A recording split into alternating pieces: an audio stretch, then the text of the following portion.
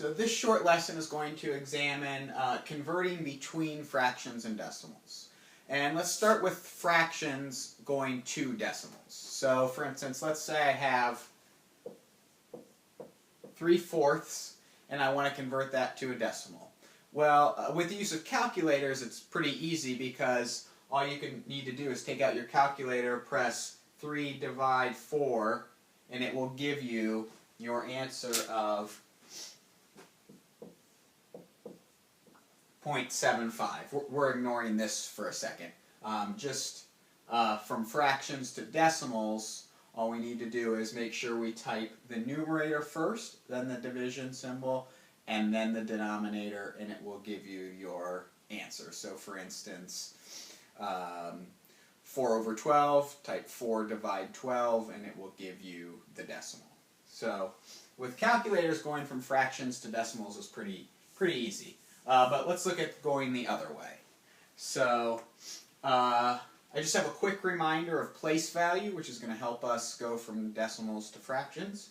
Remember, immediately to the left of the decimal point is the ones, so I'm just going to make a number up. And then we have the tens to the left of the ones, and then the hundreds and the thousands if we keep going left. And then to the right of the decimal, we have the tenths, hundredths, and then the thousands. So this is 321.978, and we have 8 in the thousands, 7 in the hundredths, 9 in the tenths, and so on. Okay. Well, when we're looking to convert a decimal to a fraction, what we need to do is find the place value of the last digit. Technically, you could write a bunch of zeros, so technically it's the last non-zero digit. So let's do an example.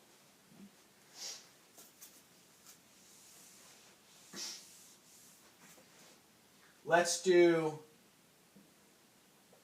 0.12. Okay? So identify the place value of the last digit. Well, the last digit is 2, so it's in the hundredths. So what you want to do to convert this decimal to a fraction is take the number you're given and put it over the place value of the last digit. So the place value of the last digit is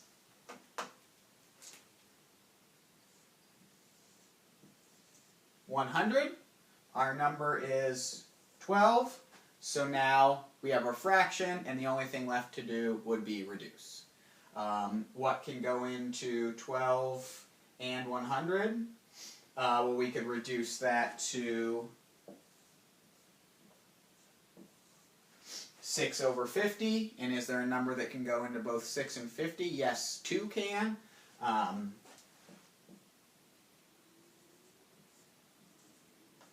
And we reduce it to 3/25. So 0.12 as a simplified fraction is 3/25. All right, let's take a look at just 2 more examples.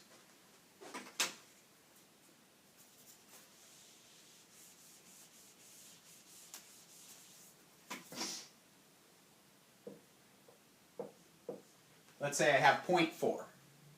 What is the place value of the last digit?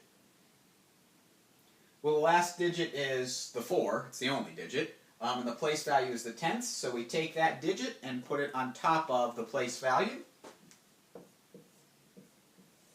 And then reduce if you can. And then you're done.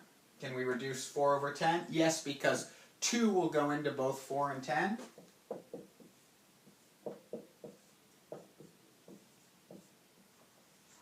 So changing 0.4 to a fraction results in 2/5. Okay? And so if you feel like you're comfortable with this, great, this concludes the video, but I'm going to show one more example.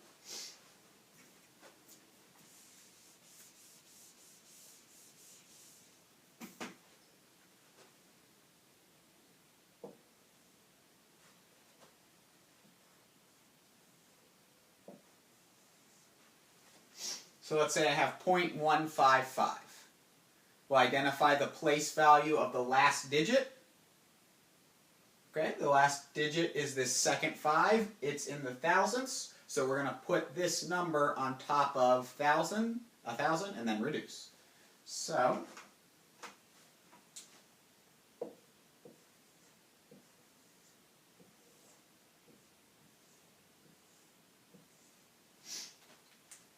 we just need to find a number that goes into both 50, 155 and 1,000, and 5 is going to go into both.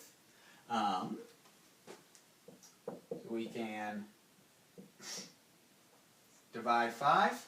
155 divided by 5 is 31. 1,000 divided by 5 is 200, and then we would look for a number that goes into both, but 31 is prime, so there is no number that goes into both 31 and 200, since 200 is not also a multiple of 31. So we can't reduce any more from here, so